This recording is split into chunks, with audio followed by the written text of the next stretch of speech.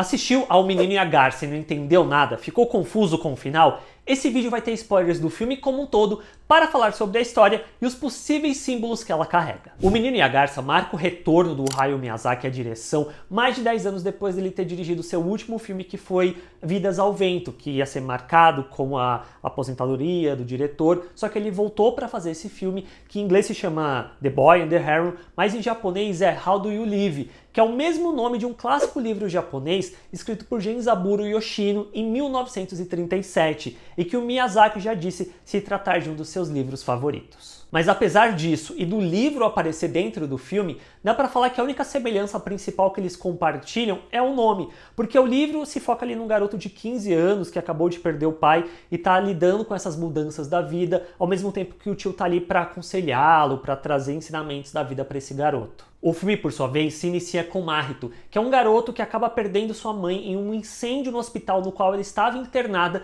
devido a um ataque durante a Segunda Guerra Mundial. O Mahito, junto com o pai e a Netsuko, que é a nova esposa do pai, então se mudam para o interior. E um detalhe importante, a Natsuko é a irmã da mãe do Mahito. Perto da casa onde eles estão morando existe uma torre, onde surge uma garça dizendo para o Mahito que a mãe dele ainda está viva lá dentro. Eventualmente, a Natsuko acaba sumindo, indo em direção à torre, e o Mahito vai atrás dela para tentar encontrá-la. Dá para dividir o filme em duas partes, um sobre o mundano e o outro sobre o fantástico. A primeira parte, mais mundana, mostra o Mahito tentando se adaptar a essa nova realidade, ao mesmo tempo que ele sofre o luto pela perda da mãe e também rejeita a Natsuko como essa nova figura materna. Uma temática que permeia o filme e a jornada do Mahito é a forma como lidar com o luto, seja no mundano, seja no fantástico. Inicialmente temos a figura da garça que surge pairando ali em torno do Mahito, que na minha perspectiva inicialmente ela parece quase que um arauto da morte ali rodeando o personagem,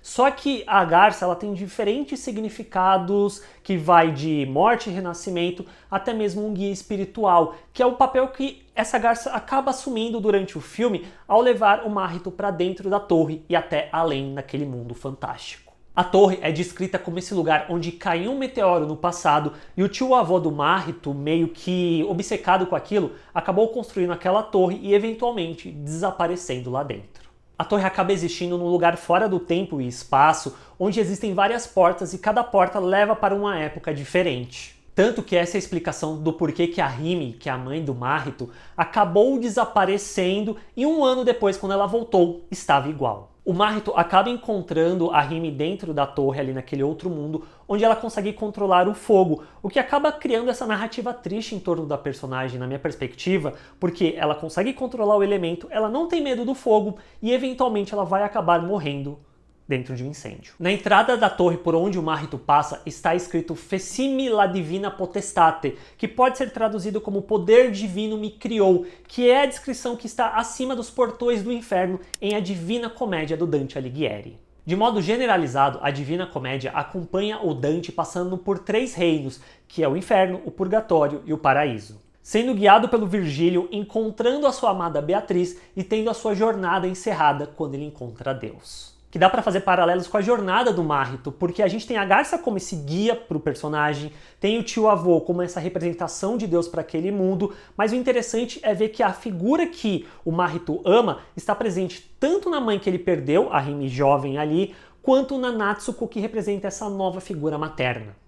e no processo do garoto de aceitá-la como sua nova mãe. Tanto que a câmara de nascimento, onde a Natsuko se encontra, ataca inicialmente o Mahito, quase que numa forma de defender a personagem, ao mesmo tempo que é uma representação dessa raiva, talvez, que ela sente pela rejeição que sofreu. E esse ataque só para no momento em que o Mahito a chama de mãe. O clímax do filme tem o rei dos periquitos capturando a Hime para tentar negociar com o tio-avô, que é o deus desse mundo, né, que ele é o criador dali, esse mundo que está num equilíbrio muito tênue, e o tio-avô quer que o Mahito assuma o seu lugar. Mas o Mahito acaba recusando porque ele não vai conseguir criar um mundo puro, porque há mal dentro dele, que seriam esses sentimentos que ele carrega de dor, de luto, de tristeza, de raiva, então ele não conseguiria criar um mundo pacífico, por assim colocar. O encontro com o tio-avô, que é Deus dentro desse mundo, inicia o término da jornada do Mahito, uma vez que o rei dos periquitos, com violência, acaba colocando fim àquele mundo e a torre se colapsa com o Mahito junto com a nova mãe dele, a Natsuko, conseguindo voltar para o tempo deles e se despedindo da Hime, que é sua mãe ainda jovem,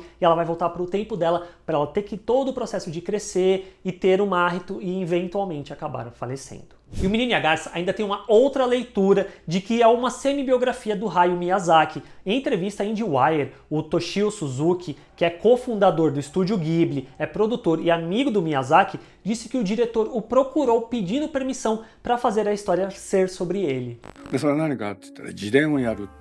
自分についての物語を描くんだと。そしたらどういうことかって言ったら自分が生まれて、そして今日どうあるのか。 A abertura do filme com o hospital sendo bombardeado remete às primeiras memórias que o Miyazaki tem da sua infância, quando ele e sua família tiveram que evacuar a cidade durante a Segunda Guerra Mundial. Katsuji Miyazaki, que era o pai do Hayao, fabricava lemes para aviões de combate, e o pai do Mahito dentro do filme também produz peças para aviões de combate. Dentro dessa entrevista é dito que o Mahito é o Miyazaki, que a Garça é o Suzuki e que o tio-avô é o Isao Takahata, que era o outro cofundador do estúdio Ghibli e o diretor de O Túmulo dos Vagalumes, que é o filme mais triste que eu já vi na vida. Inicialmente, o tio-avô teria um papel mais central à história do garoto, mas após o Takahata falecer em 2018, o Miyazaki não conseguia mais seguir por esse caminho narrativo por conta desse luto e dessa dor que ele sentia, e aí a história foi retrabalhada para ser muito mais sobre o garoto com a garça. O Suzuki comenta nessa entrevista que a relação dele com o Miyazaki